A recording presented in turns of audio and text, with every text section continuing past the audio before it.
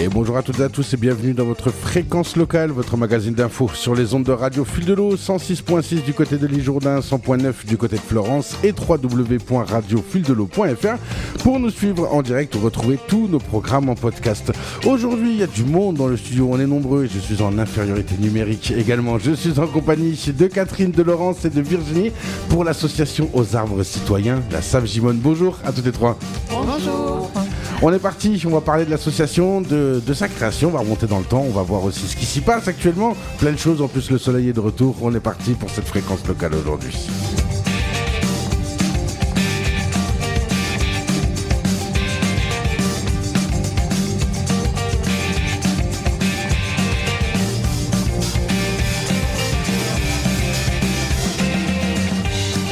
Allez, c'est parti en route pour cette émission aujourd'hui. Donc, comme je le disais, en compagnie de Catherine, de Laurence et de Virginie. Bonjour à toutes les trois. Comment allez-vous ? Ça va ? Tout va bien de votre côté avec le beau temps actuellement ? Comment ça va ? Super. Très bien. Ouais.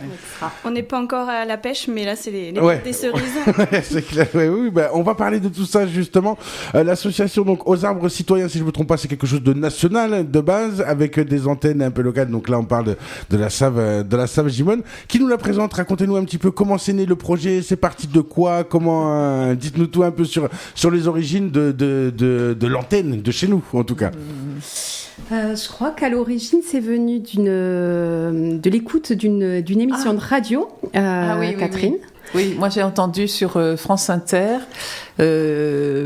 Coralie et Marie qui ont créé l'association à La Rochelle et qui faisaient une émission sur France Inter. Okay. Et donc j'ai trouvé ça génial et j'en ai parlé à Laurence qui m'a dit mais c'est extraordinaire cette association, il faut qu'on fasse quelque chose. Et puis voilà. Et ensuite, on s'est mis en relation avec l'association nationale qui nous a donné les coordonnées de Virginie. Ok. Parce que je les avais contactés suite à une publication sur les réseaux. Ok. Et j'ai trouvé ça très inspirant. Et il s'avère que Laurence et moi travaillons dans la même entreprise. Mais non. Ah oui, d'accord. Ok. Et c'est le réseau de La Rochelle qui nous a mis en lien. Ok. Ah oui, d'accord. Oui, il y a vraiment eu tout un cheminement, un parcours.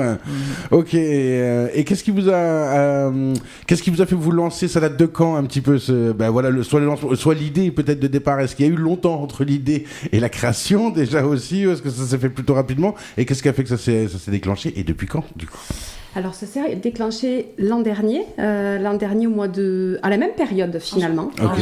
On fête l'anniversaire là. Quasiment. Trop bien. Quasiment. Trop bien. Et donc, l'idée au départ de l'association aux arbres citoyens, ça a été créé par donc Marie et Coralie, qui sont situés à La Rochelle et qui ont fait le constat qu'il y avait dans les vergers, dans les jardins des personnes, des fruits qui n'étaient pas cueillis. Et parallèlement des personnes qui n'avaient pas la possibilité de s'acheter des fruits. Okay.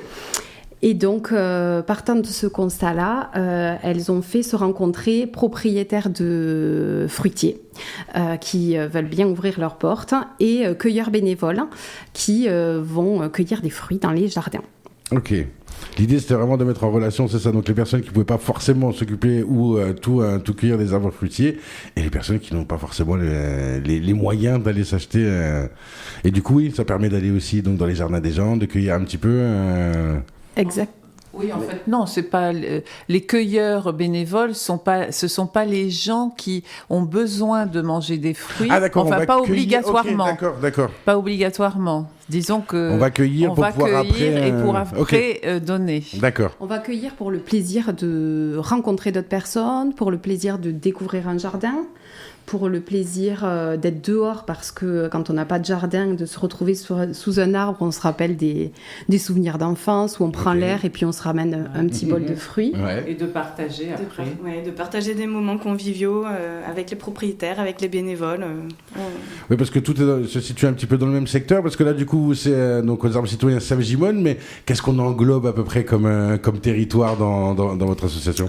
Alors, on est sur l'île Jourdain-Gimont et 10 minutes, 15 minutes de voiture aux alentours. Ok, d'accord, oui, donc on est dans ce périmètre-là. Voilà, ce périmètre, pour que la distance soit assez raisonnable, qu'on n'ait pas non plus trop de kilomètres, pour que ça reste aussi écologique. Oui, mais c'est ça, oui, il y a un peu cette idée-là derrière aussi. Donc effectivement, si on fait 150 km pour aller cueillir nos fruits, il y a peut-être des choses qui marchent moins.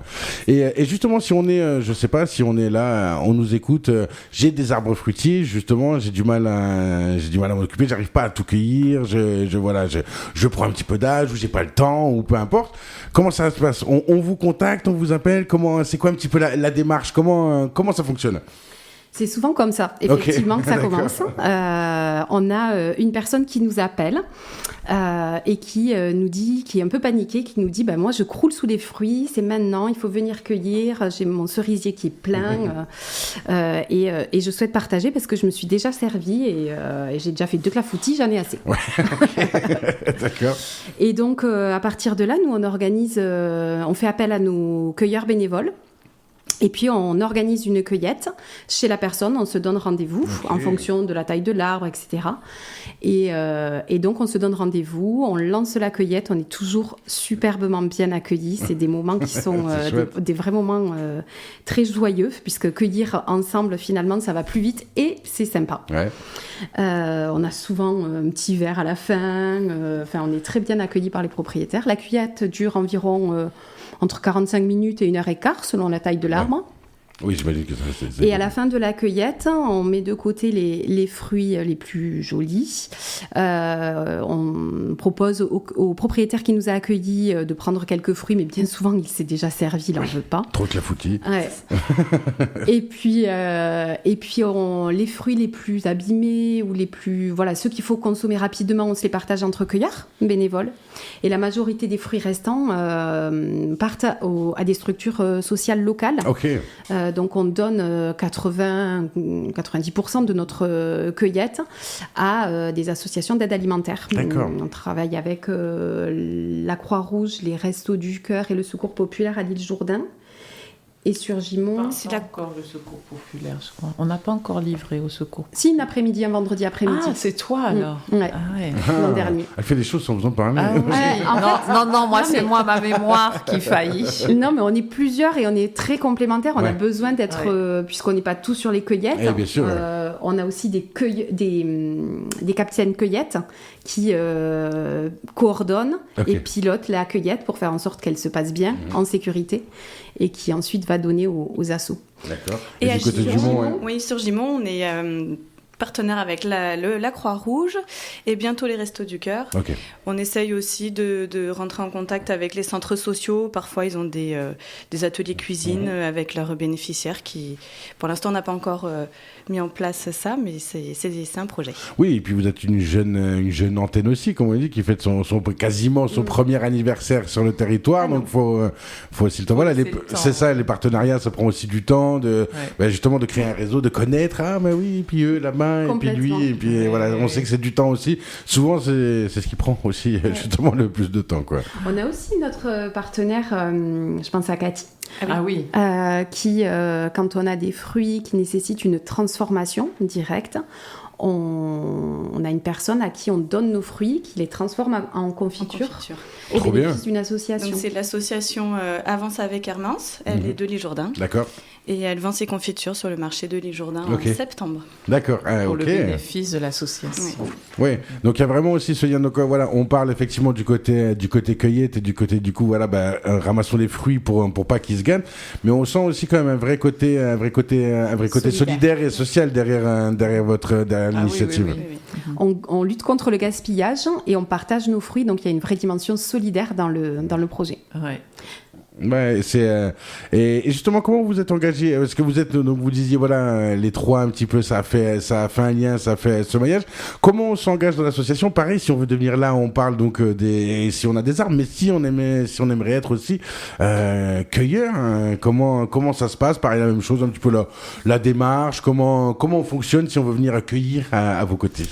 Alors, les modalités sont les mêmes, qu'on ait un fruitier ou qu'on soit... qu'on se propose en tant que bénévole. Ouais. Donc, on a un numéro de téléphone. C'est le 07 56 80 88 36. Ok. Sinon, nous sommes présents sur les réseaux, Facebook, avec... Plus le choix aujourd'hui, hein. Comme on disait, les réseaux, de toute façon, c'est le nerf de la communication depuis quelques temps. Notre groupe Facebook, notre page Aux Arbres Citoyens Save Gimone. On a tous la même dénomination, Aux Arbres Citoyens, donc il ne faut pas se tromper. Ah oui, avec du coup l'antenne, le nom de l'antenne derrière, d'accord. Avec le nom de l'antenne, donc nous on est Save Gimone. Ouais. Sinon, on a aussi une adresse mail, save-du6gimone@o-arbre-citoyen.org. Ok. Et donc là, voilà, on peut envoyer un petit mail, passer un petit coup de fil, ou même aller voir via les réseaux. C'est ça. Okay. Il y a aussi un site internet pour toutes les antennes. Ouais. Et on nous retrouve aussi sur ce site internet. Oui, parce que l'association, ce que l'on n'a pas dit peut-être, mais c'est que l'association, donc elle s'est montée en 2020 à La Rochelle. C'est une association nationale qui encourage ensuite la création d'associations locales. Mm-hmm. Il y a actuellement une quinzaine, 14 associations locales un petit peu partout en France. Et il y en a peut-être une petite dizaine en attente de création. Ok. Et c'est le moment de faire la pause musicale dans cette fréquence locale aujourd'hui où je suis donc accompagné de Catherine, de Laurence et de Virginie pour l'association Aux Arbres Citoyens Save Gimone. Et puisqu'on parle de fruits, on écoute La Cerise de Matmata. C'était Matmata, La Cerise, vous êtes toujours dans votre fréquence locale. Aujourd'hui, on retourne à notre entretien, notre discussion avec l'association Aux Arbres Citoyens Save Gimone en présence de Catherine, Laurence et Virginie. On y retourne. Et si on veut monter une antenne, alors sans rentrer dans le détail, mais est-ce que c'est quelque chose de compliqué ou pas? Voilà, c'était un peu la question.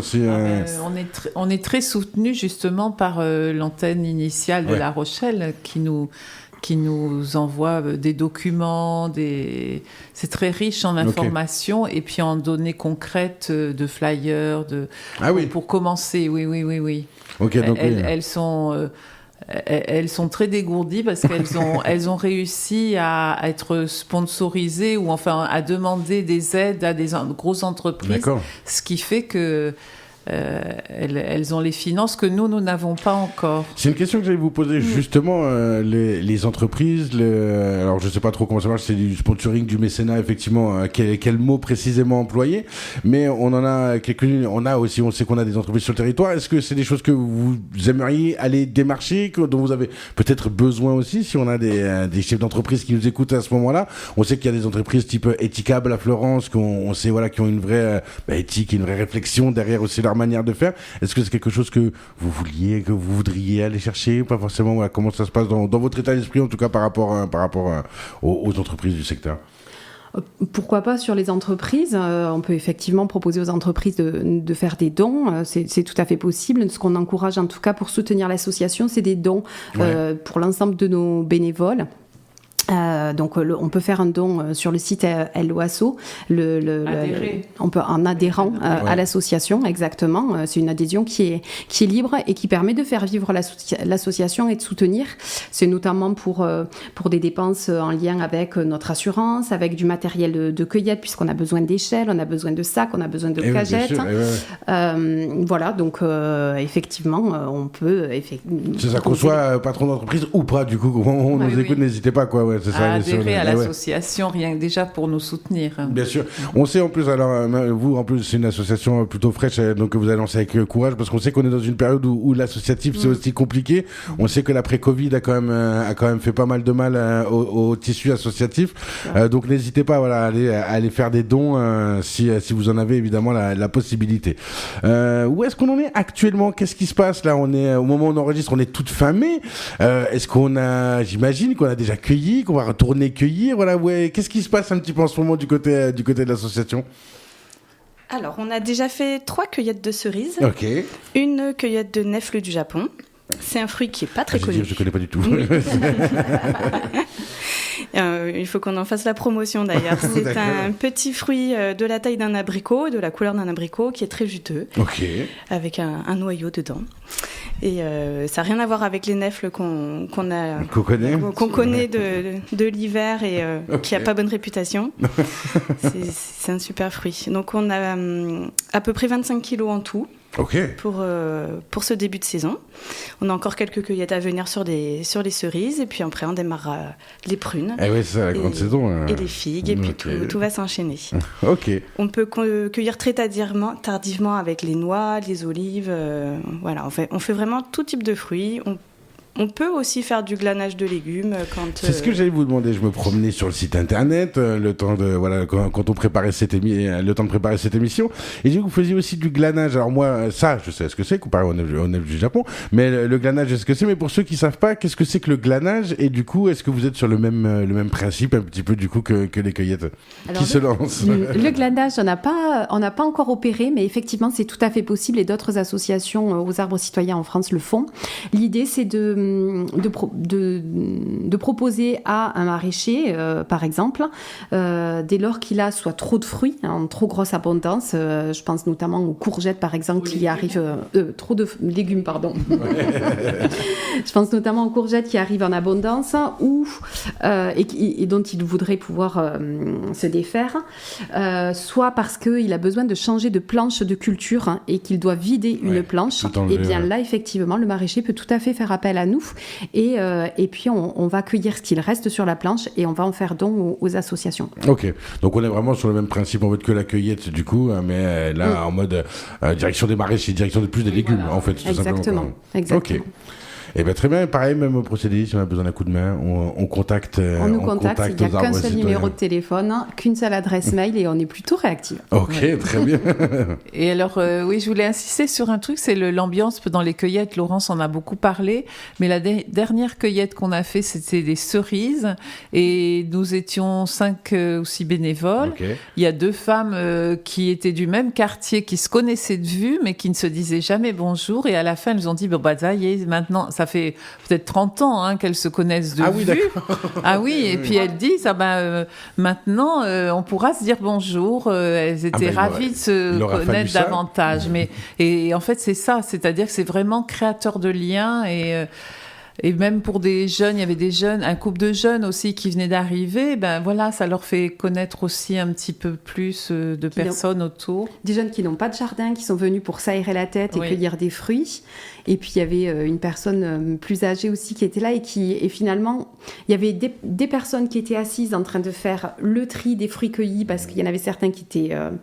un petit peu abîmés. Il y en avait qui cueillaient dans les arbres, il y en avait qui tenaient les échelles pour s'assurer de ne pas tomber, parce que le terrain était un petit peu... et c'est vrai que c'est des moments qui sont très, très, très sympas. Mais oui, c'est vrai que c'est un angle de vue dont on n'a pas parlé, qu'on n'avait pas pensé, mais c'est ça, le fait de ne pas avoir de jardin aussi, peut-être chez soi, ça peut permettre ça aussi, quoi, justement, de grimper à l'arbre, d'aller cueillir les fruits, etc., quand on n'a pas la possibilité actuellement à la maison ou chez nous, ça offre aussi cette possibilité-là. Bon, on a parlé un peu du passé, de la création, on a parlé du présent et de ce qui se fait actuellement. On peut parler un petit peu du futur, ou du futur proche aussi du côté de l'association. Est-ce qu'il y a je sais pas, des choses qui se préparent, des réflexions pour la suite, en fait, c'est quoi un petit peu le futur, on va dire, pour les mois peut-être à venir du côté de l'association? Alors très prochainement, nous serons au Festif Bio d'EcoCert, le festival organisé par EcoCert samedi 6. Nous aurons un stand où on présentera l'association. D'accord, trop bien. Le 6 juin. Le 6 juin, c'est notre prochain événement. Et régulièrement, on fait ce genre de choses sur les marchés. On n'a pas de nouvelles dates, mais... on se prépare à la saison de cueillette. Surtout. C'est ça. En fait, on est surtout sur les cueillettes, puisque là, on est sur les cerises, bientôt les prunes. Et puis, en fait, ce dont on se rend compte, c'est d'une année sur l'autre, on revient chez les propriétaires chez qui on a cueilli, mais on découvre de nouveaux propriétaires. Et c'est vrai que d'une année sur l'autre, on sent bien que le nombre de cueillettes grandit, et le nombre de bénévoles aussi. Donc, c'est vrai que c'est des moments qui sont super sympas. Et puis, peut-être qu'on aura l'occasion de tenir un stand comme l'an dernier sur l'île verte, qui était organisé par la municipalité en septembre-octobre. Oui, c'est ça, on passait de l'île Jourdain en direction du Savès, ça maintenant, tout ce qui se faisait dans le secteur. Donc on le rappelle, si on veut toutes les informations justement des prochaines cueillettes ou des prochains événements, on se rend sur le site internet, on peut se rendre sur les réseaux sociaux également, histoire d'avoir toutes les informations de ça, et d'être au jus, si je peux le dire comme ça. Merci beaucoup en tout cas à toutes les trois d'être venues au studio de Radio Fil de l'eau, à Catherine, Laurence et Virginie, donc aux aux arbres citoyens, donc Save Gimone. Vous n'hésitez pas, si vous avez des arbres fruitiers, si vous voulez aller cueillir, si vous êtes maraîcher également, il y a plein de possibilités. On n'hésite pas à vous contacter et à aller soutenir l'association aussi via des dons. C'est toujours ça fait toujours du bien au tissu associatif, on le sait. Merci beaucoup à toutes les trois d'être venus au studio de Radio Fil de l'eau. Une très bonne fin de journée à vous. Au revoir. Au revoir.